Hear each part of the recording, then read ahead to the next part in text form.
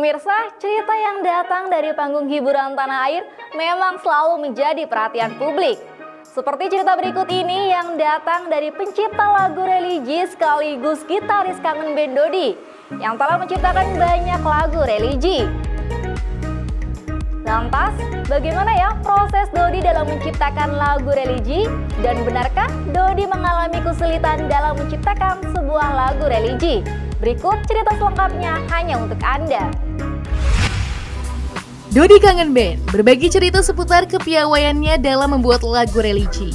Dijumpai dalam sebuah kesempatan beberapa waktu lalu di Jakarta, gitaris grup musik Kangen Band itu mengungkap kegemarannya dalam membuat sebuah lagu religi. Menurut sahabat dari Andika Kangen Band itu, lagu religi memiliki sebuah nyawa dalam setiap musik dan syairnya. Kendati demikian, Dodi sempat mengalami kesulitan dalam membuat lagu religi. Ia pun berharap lagu religi yang dibuatnya dapat membawa kebaikan bagi para penikmatnya. Sebenarnya pencipta lagu itu dia bisa menjadi pencipta lagu, jadi hitsmaker itu ya. Sebenarnya harus banyak-banyak dilatih ya. Menciptakan lagu itu bukan sekedar skill aja yang dilatih, tapi menciptakan lagu itu emang harus banyak-banyak dilatih. Misalnya kita pengen buat lagu, referensi lagunya siapa? Misalnya lagunya Dewa 19. Nah kita coba pelajarin chordnya Dewa 19 tapi dengan nada yang berbeda, tapi chordnya sama gitu. Itu harus dilatih gitu. Kalau lagu religi aku ada juga tuh sama Ustadz Dery Sulaiman gitu. Ada beberapa lagu yang aku tulis sama Ustadz Dery Sulaiman tuh. Ada beberapa lah. Dan dia juga sering beli lagu ke aku, Ustadz Dery Sulaiman. Religi lebih ke, kalau tingkat kesusahannya ya ke religi sih, karena religi itu nadanya harus kan beda sama lagu komersil.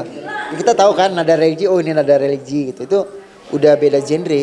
Pop sama religi itu beda genrenya, udah nuansa musiknya, nuansa notasinya itu kayak opik kan beda sama lagu lain gitu kan. Nah itu jadi ada dimana di situ ada ada sentuhan-sentuhan yang emang benar-benar bisa menyentuh ke hati masyarakat gitu. Liriknya, notasinya gitu. Enggak, aku dari Sulaiman ya, Ustadz Dery Sulaiman. Itu kenal di Bandung, akhirnya nongkrong-nongkrong terus rekaman gitu. Rekaman langsung kita buat di situ. Judulnya Hijab kalau nggak salah. Itu menceritakan tentang muslimah. Menceritakan muslimah bahwasannya ada surga yang tempatnya abadi. Jadi bersabarlah, nutupin aurat gitu-gitu. Kalau inspirasi sih tergantung cerita ya, mau kita angkat seperti apa ya. Ada juga aku ngangkat cerita tentang Rasulullah, ada lagu religinya. Terus tentang kematian, rata-rata tentang kematian sih. Biar orang-orang pada ingat ntar bakalan mati. Kalau pengalaman spiritual sih nggak ada ya. Sebenarnya kalau kita buat lagu religi itu saat kita mendengarkan jadi kayak terbawa gitu, kayak melekat gitu. Iya, bahkan ada juga orang mualaf gara-gara lagu kan. Beberapa bule gitu kalau kita tonton YouTube ya. Aku juga riset tuh. Walaupun ada opini tentang perbedaan pendapat musik haram. Ada beberapa penafsiran musik haram, tapi ada juga yang berpendapat musik itu seperti perkataan, tergantung perkataannya. Kalau perkataannya bagus maka bagus, kalau perkataannya jelek jelek.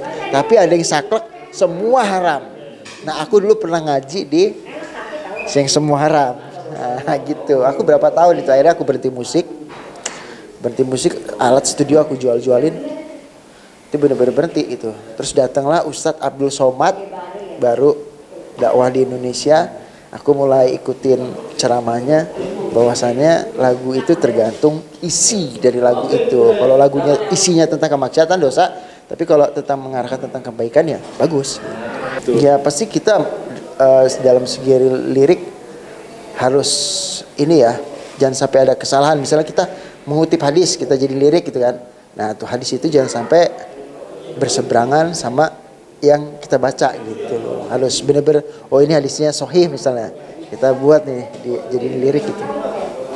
Ya aku sih pengen ya, apalagi kalau aku bisa nyanyi religi gitu ya, kayak opik gitu, enak banget tuh. Dapat dua sisi kan, selain apa, selain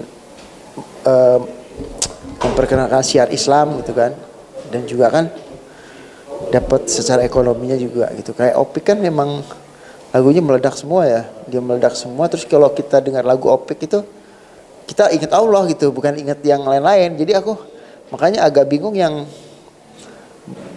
menurut hadis berpemahaman yang semua haram gitu ya, sampai lagu religi itu aja katanya nggak ada dalam Islam, lagu religi itu syiar iblis kayak gitu kan, sampai yang kaku-kaku gitu kan. Ya akhirnya aku sekarang lebih memilih yang Islam itu nggak susah gitu. Tadinya kok Islam susah banget ya gitu.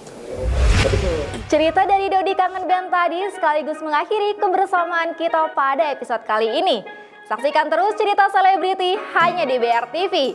Anda juga bisa menyaksikan program lainnya melalui aplikasi Genflix dan Icon TV atau live streaming di www.brtv.co.id.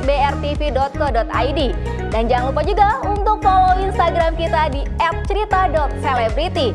Akhir kata, saya Zulfatri pamit undur diri. Wassalamualaikum warahmatullahi wabarakatuh.